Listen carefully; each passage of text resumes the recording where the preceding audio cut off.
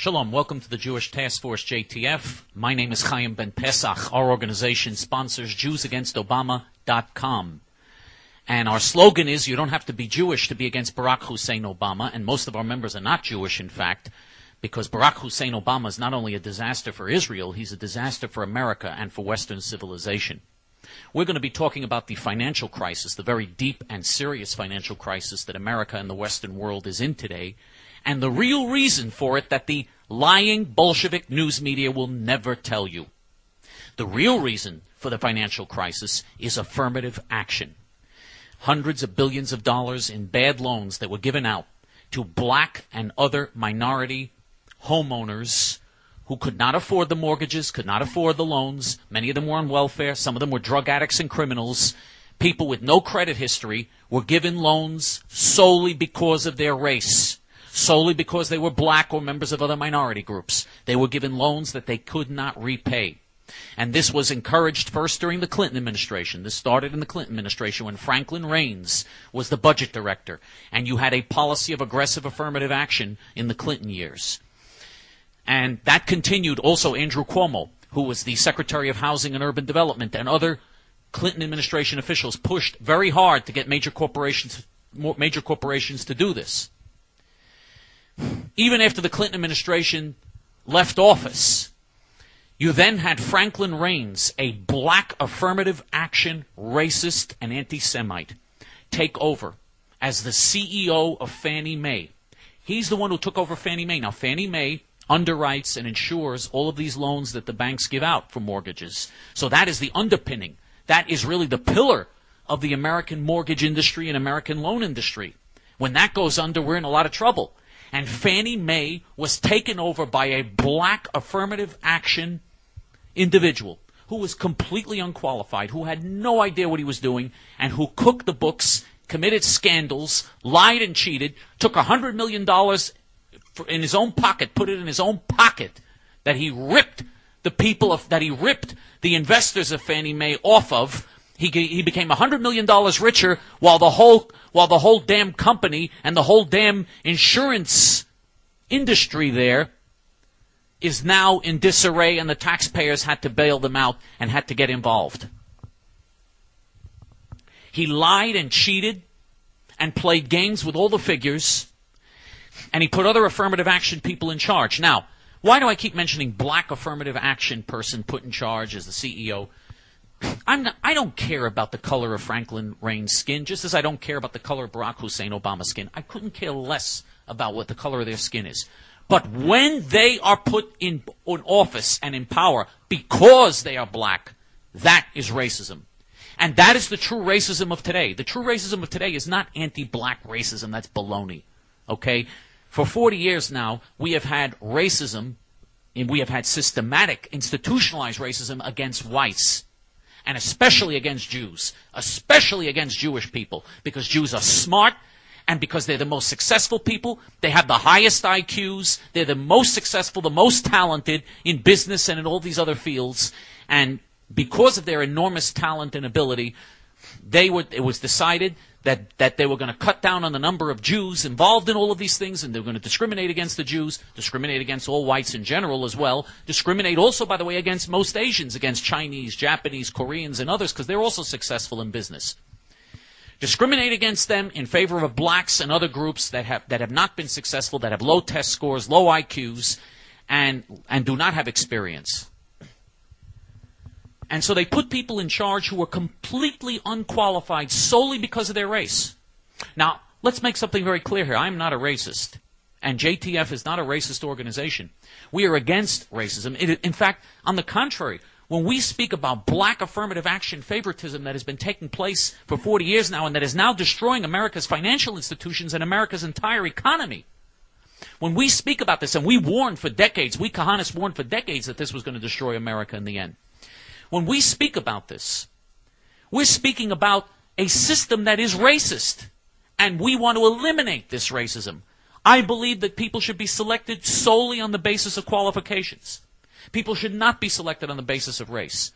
People should be selected solely on the basis of their experience, their qualifications, and their ability to do the job. But Hollywood, and the news media and the television programs have all been inundating us for decades about how brilliant blacks are. They're the best doctors. They're the best professors. They're the best engineers. They're the best scientists. They're the geniuses, which is baloney. I'm sorry. It's baloney. Very few blacks are successful in any of these fields. Blacks are not successful as inventors or scientists or doctors or lawyers. They are at the bottom of everything in terms of tests and in terms of achieving things and inventing anything serious. And if you look at black Africa and black African countries, they are the most ignorant, poor, impoverished, nasty slop houses on the face of the earth. I mean, they'd all be dead now of AIDS and would have all eaten and killed each other already if not for Whitey coming in and helping them out. Let's face it. So, to portray blacks as they've been portrayed for decades now, in every movie, on every television show, as the great ones, the brilliant ones, they're always portrayed positively. Whites are always portrayed negatively. Is just a distortion of reality. And again, it has nothing to do with the color of their skin. I don't believe there's any genetic issue here, and it's not because of the color of their skin. I don't believe in genetics, and I don't believe in that the color of their skin is what determines intelligence or ability here. I think it's a culture.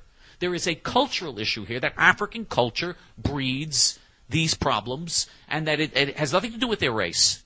It has nothing to do with their race. If blacks chose to be hardworking and chose to be educated and chose to have good culture and chose to take care of their children instead of abandoning them and having illegitimate children, which is what over 70% of them do every year, instead of doing that, if they chose to have a good, productive family life and family culture, blacks would also be very successful.